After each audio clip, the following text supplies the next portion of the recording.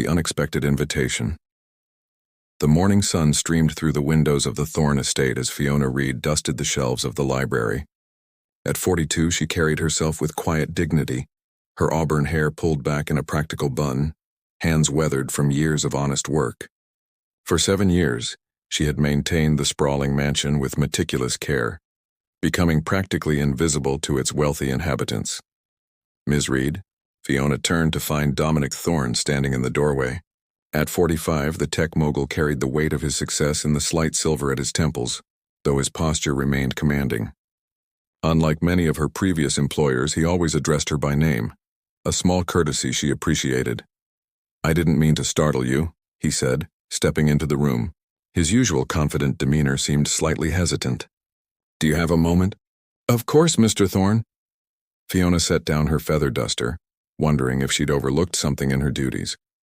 Dominic held an elegant cream envelope. "The annual Sapphire Foundation Gala is this Saturday. I'm on the board and—" He paused, seeming to reconsider his words. "I'd like you to attend as my guest." Fiona blinked, certain she'd misheard. "I'm sorry, sir." "The gala," he repeated, extending the envelope. "I'd like you to come with me." Her mind raced for an explanation. Perhaps he needed additional staff, as part of the serving team? A smile touched his lips. "No, Ms. Reed, as my guest." The distinction hung in the air between them. Fiona had cleaned the mansion after enough galas to know what they entailed. Crystal chandeliers, champagne fountains, and people whose watches cost more than her annual salary. "I don't understand," she said finally. Dominic moved to the window, looking out over the manicured gardens. "The foundation supports education for underprivileged children.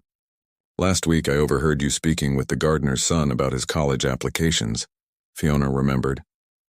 Young Trevor had been struggling with his personal statement and she'd spent her lunch break helping him.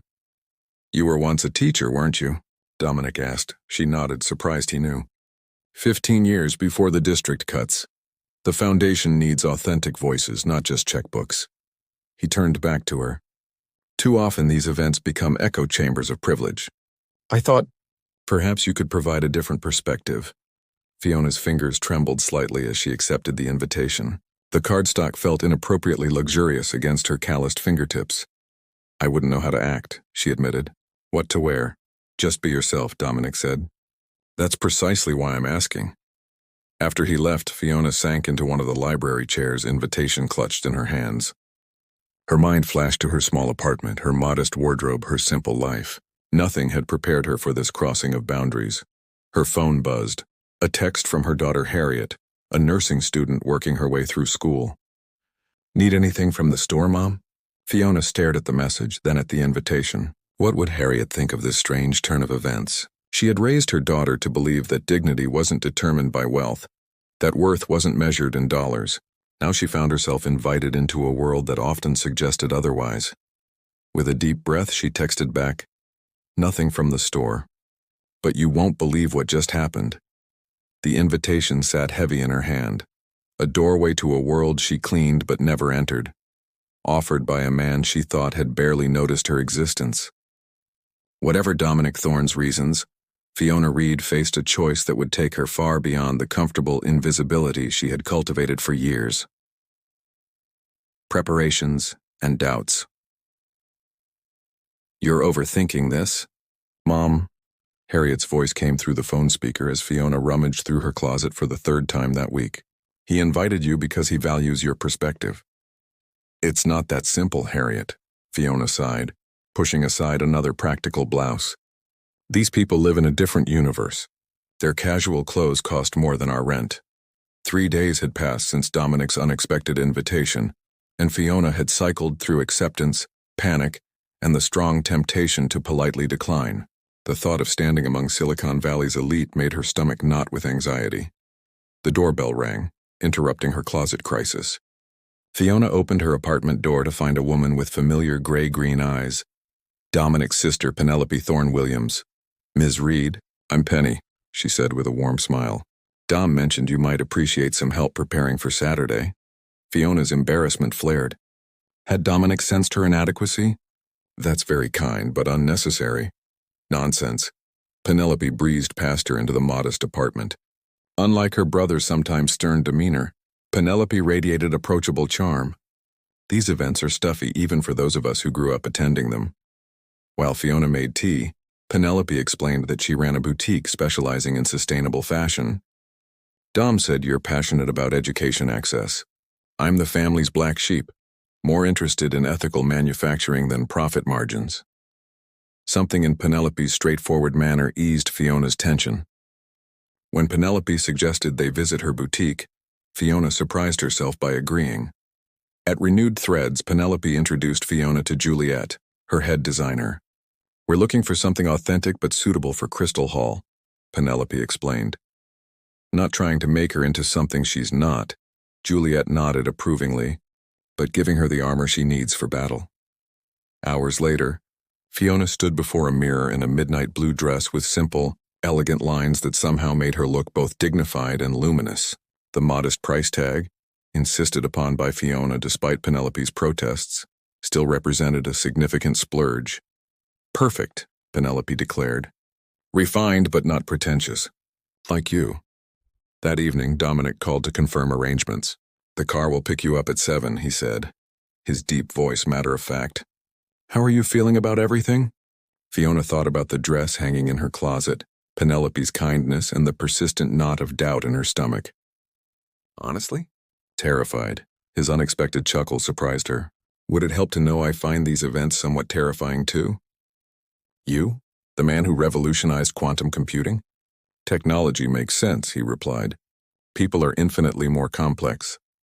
After they hung up, Fiona sat at her small kitchen table nursing a cup of tea. Across from her, a framed photo showed her receiving a Teacher of the Year award a decade earlier. She remembered the certainty she'd felt then, the knowledge that she belonged in that classroom making a difference. Her phone buzzed with a text from Penelope.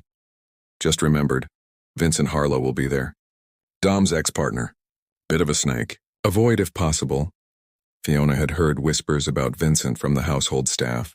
The business partnership that had launched Thorn Quantum had dissolved messily 3 years ago. Rumors suggested Vincent had attempted to sell proprietary technology to competitors. The following day, Fiona cleaned the East Wing with unusual distraction. When she reached Dominic's study, she paused at his desk. Noticing a framed photograph she'd dusted countless times, a younger Dominic and another man, presumably Vincent, standing before their first office building. Ancient history now, came Dominic's voice from the doorway. Fiona startled. I'm sorry, I was just...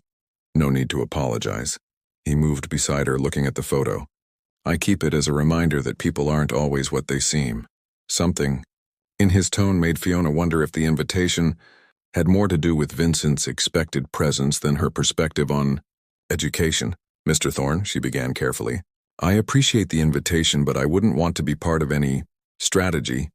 Dominic's expression softened. The invitation was genuine, Ms. Reed. Whatever history exists between Vincent and me has nothing to do with you. He paused. Though I admit, your genuine perspective might be refreshing in a room where authenticity is rare. As Saturday approached, Fiona practiced walking in the modest heels Penelope had insisted would complete the look. She rehearsed small talk in her mirror and researched the Sapphire Foundation's initiatives. But beneath the preparations, a question lingered. Was she being invited as herself, or as a pawn in some complex game of social chess she couldn't begin to understand? Whispers Among Diamonds Crystal Hall lived up to its name. As Fiona stepped through its grand entrance, light refracted through the massive chandeliers overhead, casting prismatic patterns across marble floors that gleamed like frozen lakes. The chauffeur Dominic had sent disappeared with her modest wrap, leaving her momentarily adrift in a sea of designer gowns and tailored tuxedos. Ms. Reed. Dominic appeared at her side, resplendent in black tie attire. Something shifted in his expression as he took in her appearance. You look presentable, I hope, she offered with nervous humor. Remarkable, he corrected, offering his arm. Shall we? The grand ballroom pulsed with wealth and influence. Tech billionaires mingled with old money families. Venture capitalists chatted with celebrities who had diversified into entrepreneurship. Fiona recognized several faces from business magazines and news segments, now animated in person, laughing over champagne flutes that never seemed to empty. Dominic Thorne, fashionably punctual as always, called a silver-haired woman approaching them. "And who is your lovely companion?" "Margaret Whitfield, meet Fiona Reed," Dominic said. Margaret chairs the Sapphire Foundation board.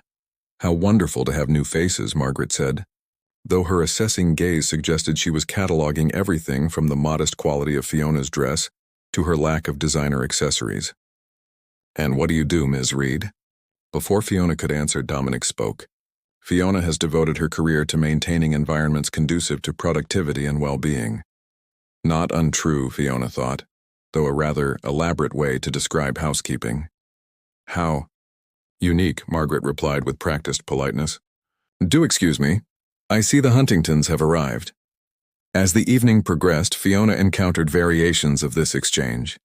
People approached with curiosity, quickly reassessed upon learning she wasn't an investor or executive, and drifted away to more advantageous networking opportunities. "They're wondering if we're romantically involved," Dominic murmured after one such interaction.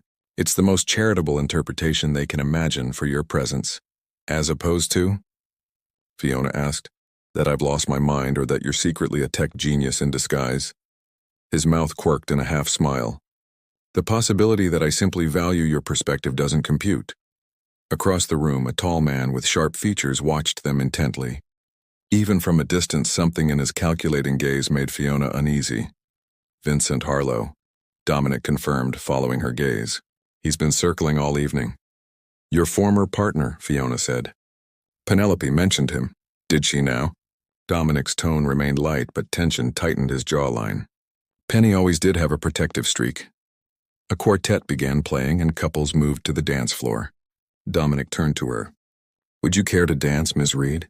Fair warning, I'm mechanically proficient but lack natural grace." The self-deprecating admission eased her nerves and Fiona found herself swept into a waltz. Dominic led competently, if somewhat technically, maintaining a respectful distance. "Everyone's watching us," she whispered, acutely aware of the evaluating gazes. "Let them," he replied. "Most people here are desperate to be noticed. You're an enigma, the woman who doesn't need their validation." As they turned, Fiona caught fragments of whispered conversations. "Just as housekeeper. Midlife crisis, perhaps. Publicity stunt for that education initiative." The word stung more than she wanted to admit.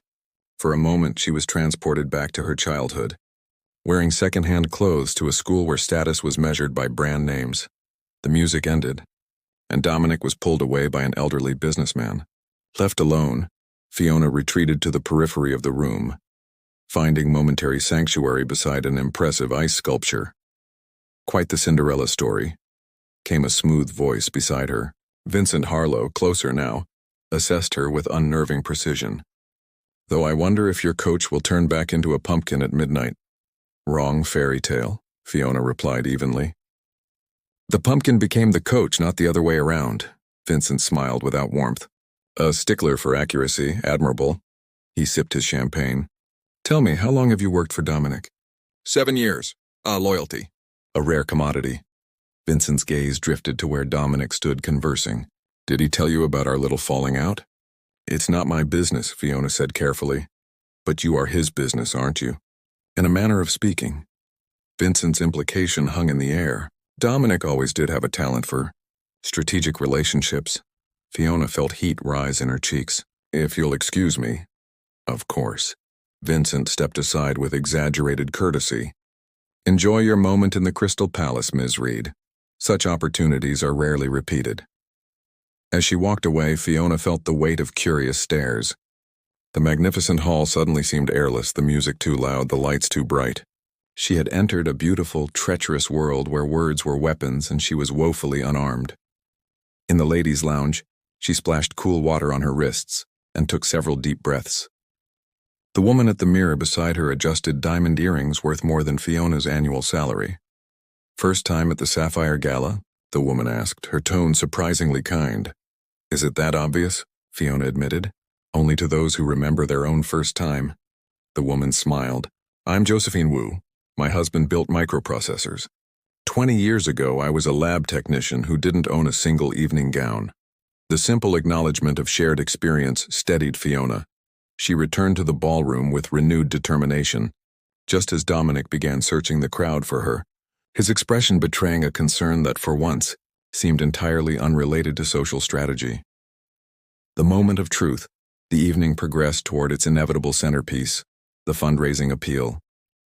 Staff cleared the dance floor as a spotlight illuminated a small stage, where Margaret Whitfield stood at a podium, elegant in midnight blue sequins.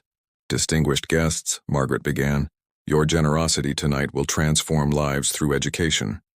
Fiona listened as Margaret outlined the foundation's achievements. Scholarships awarded, facilities built, lives changed. The rhetoric was polished, the statistics impressive, yet something rang hollow in the delivery, as if education were a commodity rather than a calling.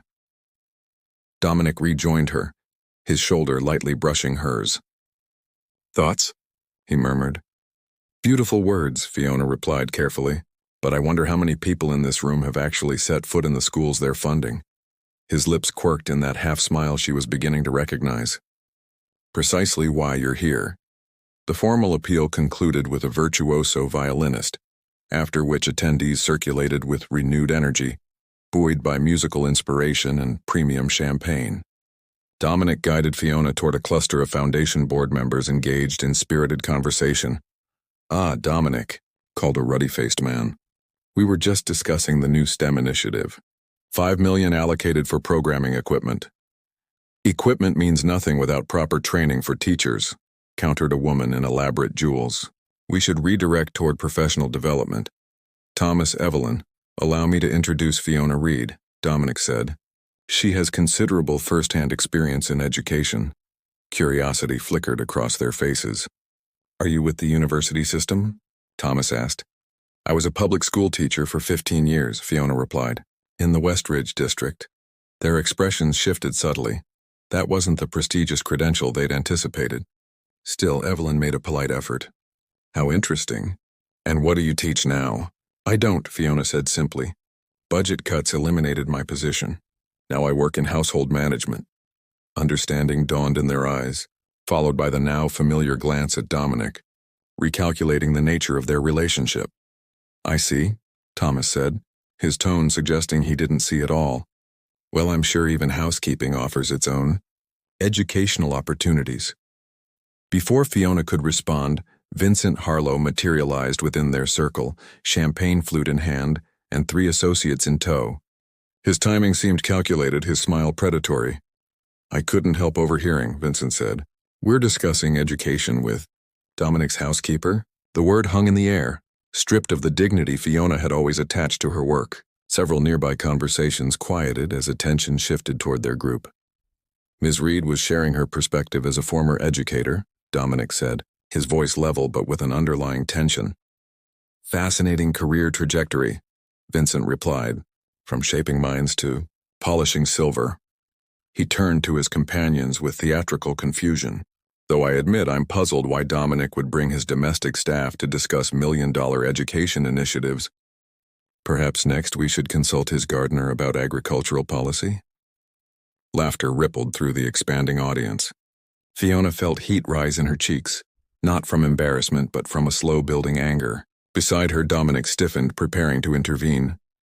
"Actually," Fiona said, her quiet voice somehow cutting through the laughter, "I'd welcome the gardener's perspective on agriculture. He'd likely have insights none of us here possess." Vincent's smile faltered momentarily before reasserting itself. "Charming loyalty to your fellow staff. But surely you understand that expertise in complex fields requires more than hands-on experience?" The circle had widened now, dozens of guests drawn to the spectacle of social disruption. Fiona was acutely aware of the wealth surrounding her, the diamonds catching light, the watches worth more than her car, the casual affluence that had always existed in a parallel universe to her own. "Mr. Harlow," she said, meeting his gaze directly, "in my 15 years teaching, I watched children's potential blossom or wither based largely on accidents of birth.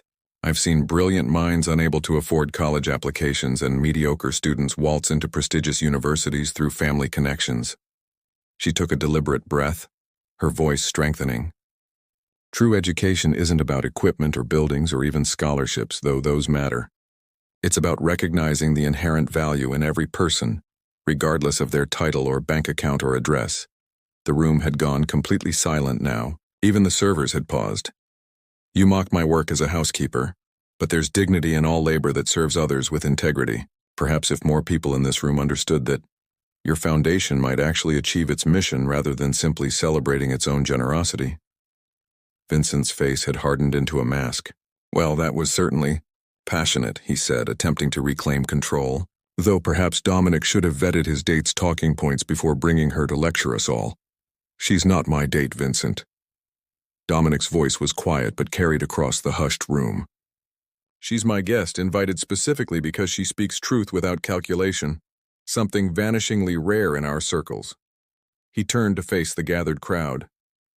Fiona Reed has more wisdom about education than most of us here combined, precisely because she's lived both sides of the equation. We claim to value diverse perspectives while simultaneously dismissing anyone who doesn't arrive in a certain package. Fiona felt something shift in the atmosphere, not just embarrassment or shock, but genuine reflection flickering across some faces. Margaret Whitfield stepped forward, her expression unreadable. Ms. Reed, she said carefully, would you be willing to consult with our curriculum committee? It seems we may have blind spots in our approach. Before Fiona could respond, Josephine Wu raised her champagne glass. To honest voices, she said simply, and the courage to listen to them. The toast rippled through the crowd, breaking the tension. As conversations resumed, Vincent retreated with a tight smile. His attempt at public humiliation transformed into something entirely unexpected. Dominic's hand found Fiona's, a gentle pressure conveying what words couldn't. Thank you, he said quietly. For what? She asked. For reminding me why I invited you in the first place. Reflections in New Light Sunday morning dawned with unusual quietness at the Thorne estate. Fiona moved through her routine, checking the kitchen inventory, arranging fresh flowers in the main hall, while her mind replayed fragments from the previous night. After her unexpected confrontation with Vincent, the remainder of the gala had unfolded with a strange new energy. People who had previously dismissed her sought her out for conversation, some with genuine interest, others from mere curiosity. She had arrived home past midnight, emotionally exhausted yet oddly invigorated. Harriet had demanded an immediate video call, squealing with delight at each recounted detail. You're practically Cinderella, Mom, she'd exclaimed, ignoring Fiona's protests that reality was far more complicated than fairy tales. Now, arranging white lilies in Dominic's study, Fiona wondered how their professional relationship would readjust after such an unusual boundary crossing. Would they simply return to employer and employee, pretending the gala had never happened? The thought produced an unexpected ache. Good morning, Ms. Reed. She turned to find Dominic in the doorway, casual in weekend attire, the first time she'd ever seen him in jeans. He looked younger somehow, more approachable without his usual corporate armor. Mr. Thorne, she acknowledged, continuing with the flowers. I trust you slept well? Actually, no. He moved into the room, hands in his pockets. I kept thinking about what you said last night. Fiona felt a flutter of anxiety. I hope I didn't embarrass you. It wasn't my intention to create a scene. Embarrass me? Dominic's laugh held genuine amusement. Vincent has been manipulating social situations to his advantage for 20 years. Watching someone finally stand up to him with such eloquence was... He paused, searching for the right word. Magnificent. He crossed to the window, looking out at the gardens where spring had painted everything in delicate new green. Margaret Whitfield called this morning. She was serious about the curriculum committee. Fiona paused, a lily stem between her fingers. I'm not sure I'm qualified. More qualified than most of the committee, Dominic countered. They have PhDs in theory. You have a master's degree in reality. The acknowledgement of her educational background, something she'd never discussed with him, surprised her. You researched me. He had the grace to look slightly embarrassed. After I overheard you with Trevor, I was curious. A comfortable silence settled between them. Outside, birds darted between flowering branches, busy with their spring purposes. I received a job offer this morning, Dominic said suddenly, from Josephine Wu. She's launching an education foundation focused on teacher retention in underserved districts. She wants someone who understands both the classroom and the challenges teachers face when forced to leave the profession. Fiona set down the flower arrangement, turning to face him fully. She barely knows me. She knows enough, Dominic replied. The salary would be double what you earn here, with benefits and a budget for continuing education if you wanted to update your credentials. The offer was stunning in its generosity and unexpectedness. Fiona tried to process the implications: financial security, professional respect, a return to the field she'd loved. Why are you telling me this? She asked finally, rather than letting Mrs. Wu contact me directly. Dominic moved closer, his usual confidence wavering slightly. Because I'm being selfish. Part of me hopes you'll decline. The admission hung between them, shifting the atmosphere in the sunlit room. Fiona became acutely aware of how little physical space separated them, how different this moment felt from their usual professional interactions. That would be unwise of you, she said carefully. I'm very good at what I do. That's precisely the problem. His voice softened. Last night, watching you navigate that world, a world that chews up and spits out most newcomers, I realized something I've been avoiding for months. What's that? Fiona asked, though something in her already knew the answer. That my interest in you has nothing to do with your work here and everything to do with who you are. He took a deliberate step back, as if to give her space to process his words. I've respected professional boundaries because I believed that was right. But after last night, continuing as we were seems dishonest. Fiona thought of the rumors that had circulated at the gala, the assumptions about why a billionaire would bring his housekeeper to such an event. The reality, it seemed, was both simpler and more complex than gossip had imagined.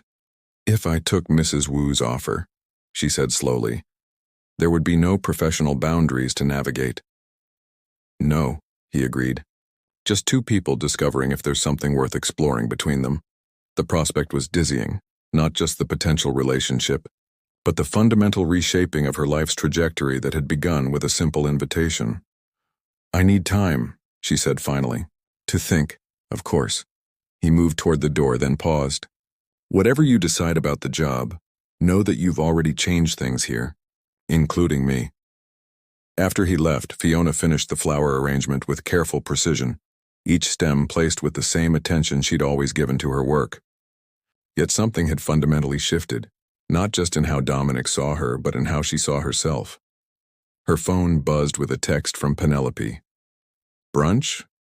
I need all the details about last night, Fiona smiled, realizing that in one extraordinary evening, she had somehow acquired not just potential career opportunities, but unexpected friendships that crossed the invisible barriers of class and privilege. Later, walking through the estate gardens on her break, Fiona called Harriet.